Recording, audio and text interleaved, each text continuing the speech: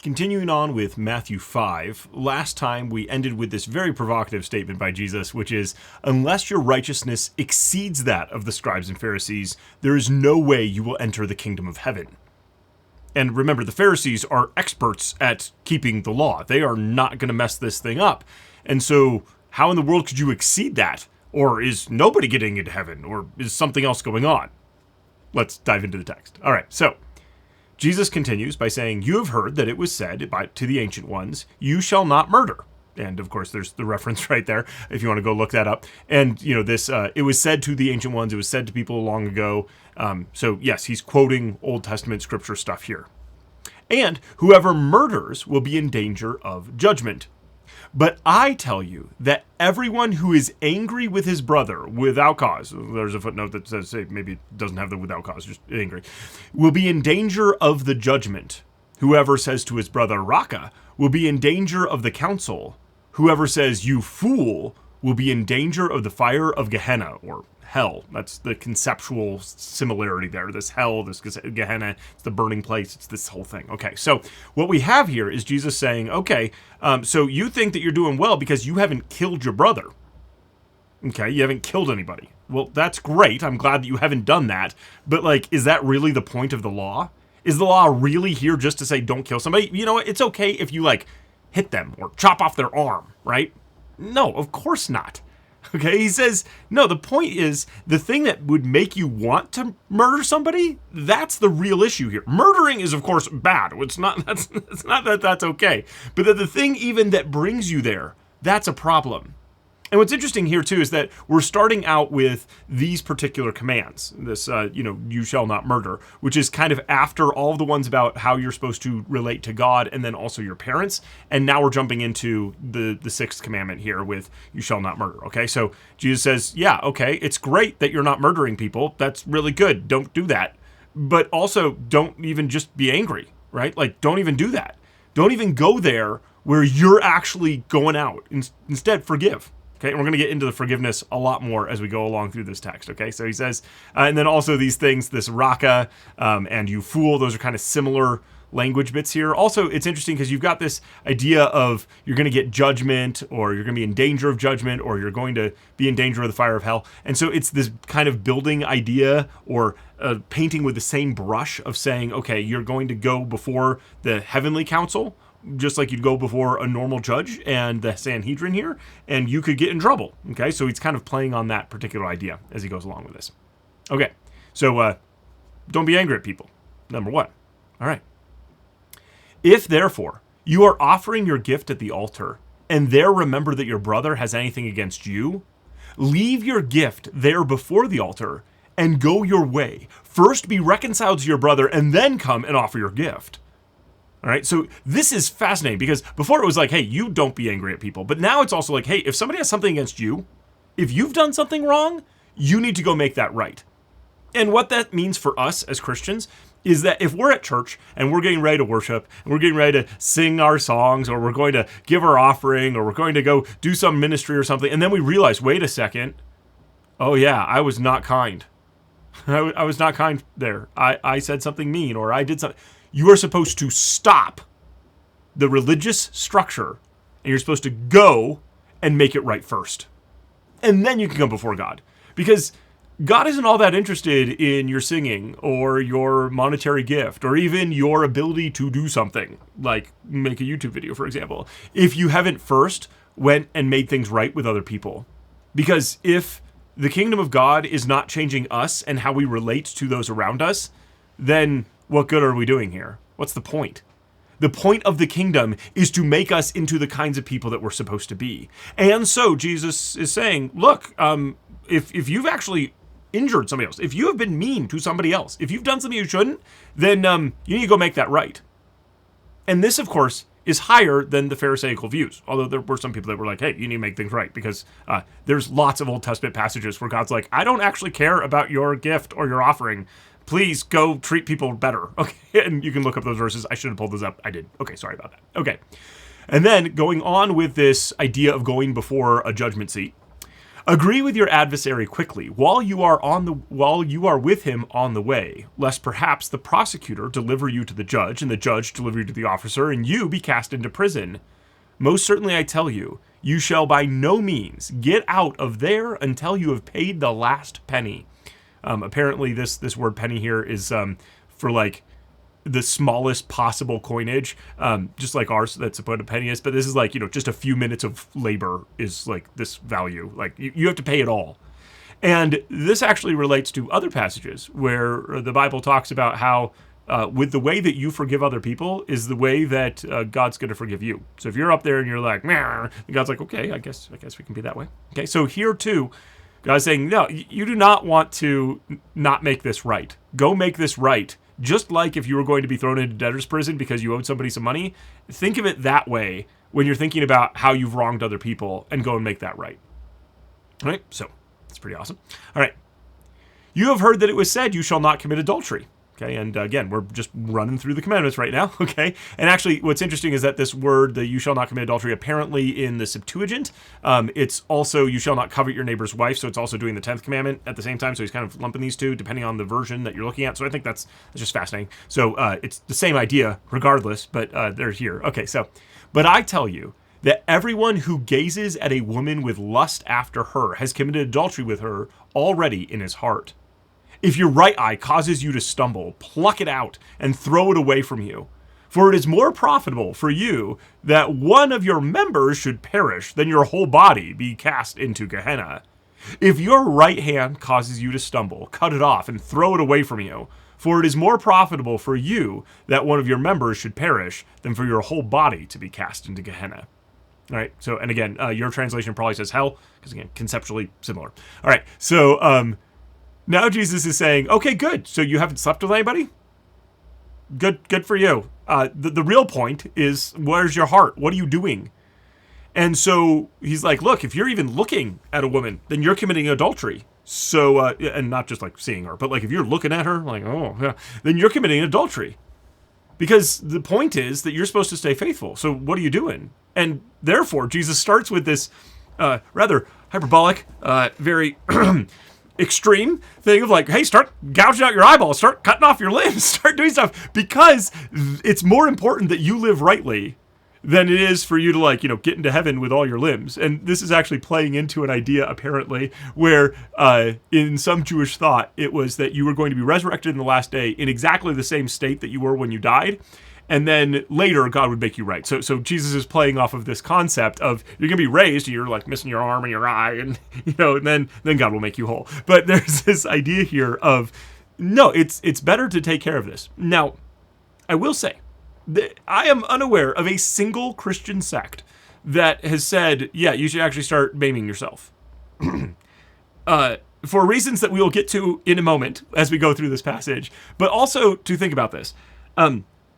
If it was true that we just wanted to avoid doing something bad, and that was the whole goal of life, then what we would want is for babies, the moment they're born, to be put into a coma until they died, because then they wouldn't ever do anything bad.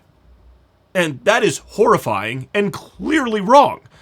Now, why is it wrong? Well, because sin is more than just doing bad things. It's also not doing good things that you know that you're supposed to do. And God also wants us to live.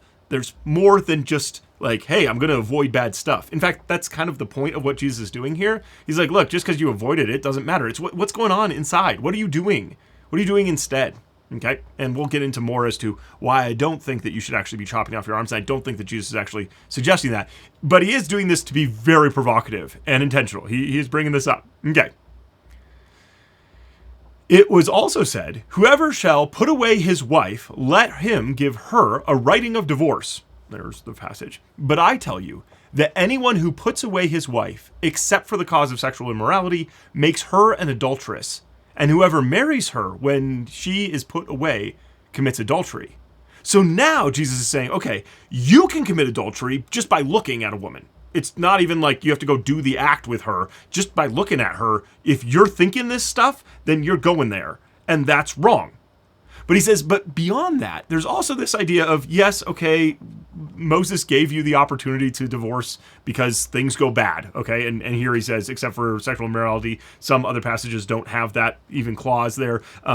Other people point out, like, hey, look, sexual immorality, okay, yeah, that's one of them. But, like, if your husband's a serial killer, like, I don't know, maybe there's an opportunity here too. So there's a lot more on that could be talked about. Yeah, with abuse and whatever else. So I'm not getting into that now. I don't think I'm qualified for that. What we would hope is that anybody who's doing wrong repents, turns around, and that relationships gets restored. But we're very broken people, so I'll leave that there for a moment. Okay, but Jesus says something very provocative here as well. He's like, okay, so you can commit adultery by looking, but if you divorce your wife, then you're forcing her to commit adultery if she gets remarried. And a lot of people have taken this passage to say, oh, anybody who gets divorced or anybody who is divorced is suddenly an adulteress and it's really bad. So, church shouldn't be for, divorced people. And the church should be for every broken person who needs redemption. I firmly believe that. And so if your church is saying, oh, you've been divorced, so therefore you're an extra bad person and blah, blah, blah, like, please go find a place where there is grace in God's kingdom because it's there for you. Jesus' point here is far more. It says it right there. It says that it's about what you're doing to somebody else. So similarly, as we've been going through this passage already, Jesus has repeatedly been like, okay, here's your situation, and then here's how you affect others and what you need to do because of that. Okay, so similarly, you look, okay, that's a problem. Also, if you divorce your wife, you're causing her to move into sin, and that's on you. That's on you. That is your fault. And so Jesus is upping the ante on people who would divorce someone else, all right? But he's not necessarily here saying, oh, divorced people are the worst people in the world. No, okay? We are all the worst people in the world, and we are in desperate need of God's grace. Okay, I'm going to stop ranting on that one. Okay, hey, Jesus now says, again, you have heard that it was said to the ancient ones, you shall not make false vows, but shall perform to the Lord your vows. Okay, and so then these are all the different passages that are related to telling the truth. By the way, this is in the pattern. If you're going back and looking at the original Exodus passage, this is also where it says don't bear false testimony. So Jesus is taking that and going with that same theme again. So he's going in order of the commands. Okay, and so there's the passages. He says, but I tell you, don't swear at all, neither by heaven, for it is the throne of God, nor by the earth, for it is the footstool of his feet, nor by Jerusalem, for it is the city of the great king. Neither shall you swear by your head, for you can't make your one hair white or black. But let your yes be yes, your no, no. Whatever else or whatever more than these is of the evil one. All right, so some very fun stuff here. The best option I can give you for how this relates to today is that you must tell the truth if you say, hey, I'm telling you the truth. But if you cross your fingers, well then, I don't have to tell the truth anymore. And okay, let's say you caught me on that, but I actually had both fingers crossed and then my toes as well. So like there's this layer of how you need to tell the truth. And that is what Jesus is playing to here apparently. So this is a series where they had figured out that, okay, if you just make an oath, but then you realize later, oh, I need to break that oath because I need to do something else. Then you say, okay, well, I'll swear by my head. Okay, so I just swore originally. I just made an oath of saying I'm going to do this, but now I say, okay, I'm going to do this by the hair of my head, and then, no, I gotta break that oath too. Okay, well then, by Jerusalem. Okay, and then you keep going up, right? Ultimately to heaven, and like that's as high as it goes. Like you can't break that one. Okay, and Jesus is saying, if you're not going to tell the truth and you're going to use this elaborate system, then you are acting exactly like the evil one. And this is tying back to other passages where it says that the devil was a liar from the beginning, which would relate back to the Genesis 3 account with the snake and all of that kind of stuff. And there's some fun stuff to talk about that. Maybe we'll get to that soon. But Jesus is saying that just like the evil one is a liar, if you are using this elaborate system so that you can get out of telling the truth, then you are also twisting the truth and you're acting like a liar. And I know that a lot of people take this passage to mean, okay, if I'm going to go to court, I am not going to put my hand on the Bible and swear because I just need to say my yes is yes and my no is no. And that's not exactly what this passage is talking about. This passage is talking about, are you using a system to get around doing the thing that you swore to do, or telling the truth, or doing whatever?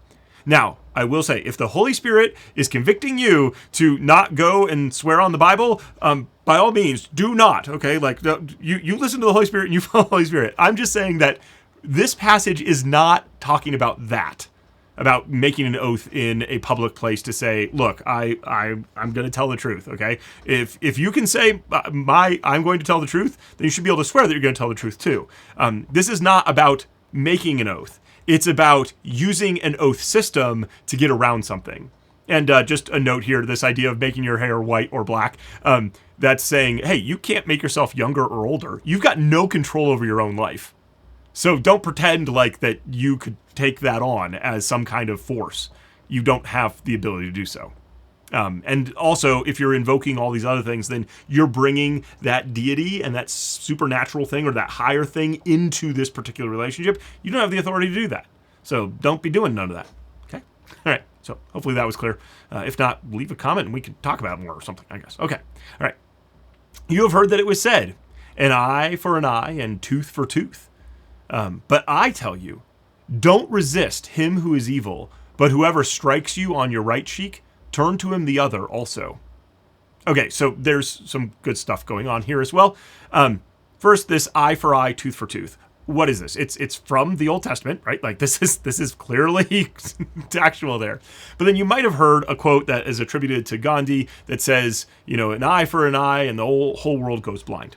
Okay, so what is going on here? Because I think that Jesus actually kind of agrees with that sentiment of like, eye for eye is not the end all and be all. Okay, so let me just draw a fun little picture here. Okay, so here we are. We've got an eye for an eye. I don't know if you've done any kind of research or heard about revenge culture, but traditionally what happens is if you accidentally hurt somebody, then the other person says, oh, I'm going to get you worse. And then you say, well, you got me worse, so now I'm going to get you even worse. And it just escalates from there. I've seen some movies that show this world, and it's horrifying. It's just absolutely horrifying what happens. And yet I've noticed it in my own life, especially when I was younger with my siblings, where it's like, oh, well, you did that. Well, I'm going to do this then. And then and it just escalates. And so the whole purpose of this passage in the Old Testament, this whole rule is about ensuring that things stay equal. Do not go beyond.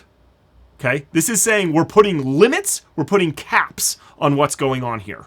Right? You are not going beyond this. Because otherwise, what happens is we skyrocket into infinity and then everybody's dead. So it is true that eye for eye and the whole world goes blind, but that's only if everybody's poking out each other's eyes. So I think that if you're following Jesus and his commands and what he's talking about here, you wouldn't even do that in the first place. So then people wouldn't be going blind. The whole world shouldn't be going blind here. Okay, but the point is equality of punishment. Okay, we're not going crazy here. All right. Okay, so that's the first thing. But then Jesus says, instead of eye for eye, what I want you to think about is if somebody slaps you on the right cheek, turn to him the other also. And there are so many different thoughts on this particular passage. Probably the starting place would be that to slap somebody on the right side, the right cheek, you'd use your left hand. And your left hand you use for wiping your bottom because we don't have toilet paper yet. So this is the dirty hand. You do not eat with this hand. You don't do anything with this hand. This hand is not for that. In fact, that's why we shake with our right hands. We don't use this hand for that. And if you go to other places in the world, I've been to India a couple of times, and yeah, you do not use your left hand when you're at a meal. Like you don't do that, okay? Because you're eating with your fingers, and that's awesome. I really wish that we did more of that. I guess I do that when I eat pizza. But okay, so you eat with your hand, and you do not use this left one. Okay, so you're slapping somebody in the face, and apparently this is the highest insult that you could give people in that day, aside from like outright assaulting them and killing them. Like this is like as bad as it gets. So Jesus says, let's say the person does the worst insult to you ever. Turn the other cheek to him.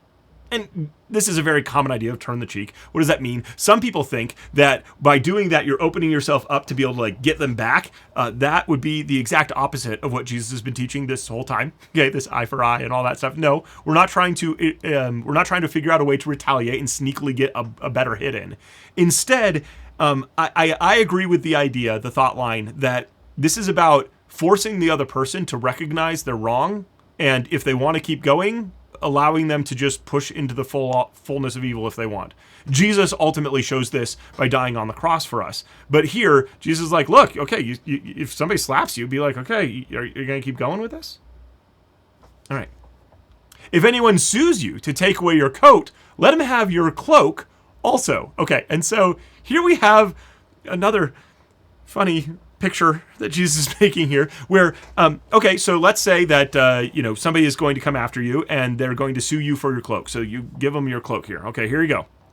Then Jesus says, then what you do is you give them your undershirt too. Okay, and you only had your outer cloak and your shirt here. This is it. You only have these two things. All right. And so, although maybe your coat is the inside, I don't know actually what these two words are. Somebody who knows more about the original language, tell me, is this one out and this one's in? I feel like it is, but I could be wrong about that. I feel like the coat is on the outside. So if somebody takes that, then you take off the rest of your clothes. You say, here, take these two. If this is unjust, if you're going for this, if this is what you want, then I'll just stand here as the day I was born, and everybody can see what you're doing to me and how you're treating me. And that's one way to kind of bring light to the bad that's being done. Another way is being, so that's one interpretation, is that like this is a way of you showing this is unjust coming toward me. The other way of looking at this passage is to say, I'm going to do nothing to defend myself. I don't need to. I'm going to I'll stand here stark naked if I need to. If somebody's going to do something, go for it. And actually, the Old Testament has laws that say that you can't take somebody's cloak, the outer one, cloak, whatever. You're not allowed to take the outer garment as pledge overnight. You can, I guess, take it for the course of the day, but then you need to give it back because this is their one blanket. Like this is all you got. And so you're not allowed to take it. So if you're taking it, then that's already kind of an injustice thing. So that's kind of interesting there. And then Jesus says, whoever compels you to go 1 mile, go with him 2. And this, of course, he's saying to Jews who are occupied by Romans. And Romans were not crazy. They knew that, they wanted to keep people under them, but they didn't want to make everybody super angry so they'd revolt. So they had limits on what their soldiers could do. Soldiers could pull you aside and say, hey, I need you to carry my pack. It's really heavy. You got to do it for a mile. And it's not actually a mile. This is translation. I think it's like 1,000 stadia or whatever. And so you had to go a certain way. And Jesus is saying, hey, if somebody's going to make you do that, go twice as far. And to his hearers, this is insane because you shouldn't be helping the enemy at all. And you're telling me to double it? Other people have pointed out that this might be, again, this sneaky way of getting back at them because apparently Roman soldiers could get in trouble if they made you carry a pack further than the specified amount. Because, again, they don't want anybody to revolt and say, oh, I'm now fighting you or whatever. And so this might be a way of getting them in trouble for making you do something. So there are people who view this passage as a sneaky way to get it back at somebody. And there's other people who are like, no, this is just about complete nonviolence and just not doing something. Okay. So I'll give you those two options there. There's probably more, but those are the two I'm aware of. Okay. Give to him who asks you, and don't turn away from him who desires to borrow from you. So Jesus is again saying, look, just take care of people. Do what you can. I'm currently struggling with this one myself, personally. I'm not sure exactly how I am supposed to approach that in my life. So hopefully the Holy Spirit will lead me what he wants me to do with that. So still wrestling through passages. All right. You have heard that it was said, you shall love your neighbor and hate your enemy. But I tell you, love your enemies, bless those who curse you, do good to those who hate you, and pray for those who mistreat you and persecute you, so that you may be children of your Father who is in heaven. For he makes his sun rise on the evil and on the good, and sends rain on the just and the unjust. All right, so I want you to pay attention that when Jesus says, you have heard that it says, you shall love your neighbor and hate your enemy, there is a quote for where it is in the Bible, and then in the footnote there, there's material for this idea of like, hey, maybe you don't like your enemy very much. There's definitely a lot of cries for God to bring justice and judgment against enemies, but there is no passage that says hate your enemy. Okay, that is not in the Bible. Right? In fact, Jesus goes on to say, and in case you started getting that message from reading, passages about saying God bring justice against my enemies, I tell you, love your enemies. Bless those who curse you, do good to those who hate you, and pray for those, because this way you can be a child of God. Because he makes his sun rise on the evil and the good and sends rain on the just and the unjust. And again, we're in an agrarian culture here. So in order for crops to grow, you need sunshine and rain. You need both of those things. And God is providing for people so that their crops grow, so that they are provided for and they have food to eat. God does that for both the just and the unjust. And this is therefore a idea that says, okay, if that's how God treats the just and the unjust, then that's how we need to be following it too. And apparently this is not Jesus isn't the first person to come up with this, but he's definitely siding with those who say, let's take this picture from how God takes care of people and treats people and make that something that we're going to do as well. Okay, so that's going on that. Okay. And then Jesus says, for if you love those who love you, what reward do you have? Don't even tax collectors do the same? And again, tax collectors, bad guys. These are the bad guys. These are no good. These are no good people. And if they're the ones who, hey, they take care of those who take care of them. Jesus is like, so what? How good are you? Are you actually living at a different level? Okay. If you only greet your friends, what more do you do than others? Don't even tax collectors do the same? And then also there's Gentiles or pagans, different translations there. Okay. Therefore, you shall be perfect, just as your Father in heaven is perfect. And this idea of perfect is complete or whole. It's not necessarily about moral perfection because we can't get there. We aren't. In fact, that's kind of what I think the point of all of this is. And going back again to why we don't chop off our arms and all that kind of stuff, aside from the intellectual, philosophical, like, hey, we're actually here to do good, not just to like stop existing, is that the whole point of, hey, you're not going to get into heaven if you don't exceed the righteousness of the Pharisees. The point is, you can't. You can't get into heaven via righteousness, at least not on your own. Your righteousness is never going to be this. That doesn't mean we shouldn't be striving for this. We should absolutely be going for this. But this is to let us know, and I think that Romans really teases this out a lot more. But the whole point is, if you're trying to get to heaven via righteousness, you're not making it. Because what God demands of us, the perfect God, what he wants from us is to be perfect like him. And so what we should do is definitely go for that. We should definitely be trying to make peace with other people. We should be curbing our anger. We should be forgiving people. We should not be looking at people lustfully or divorcing people. We should not be striking other people. We should not be gouging out eyeballs. We shouldn't be doing any of these things. Instead, we need to love our enemies and pray for those who persecute us. And that's a challenging message.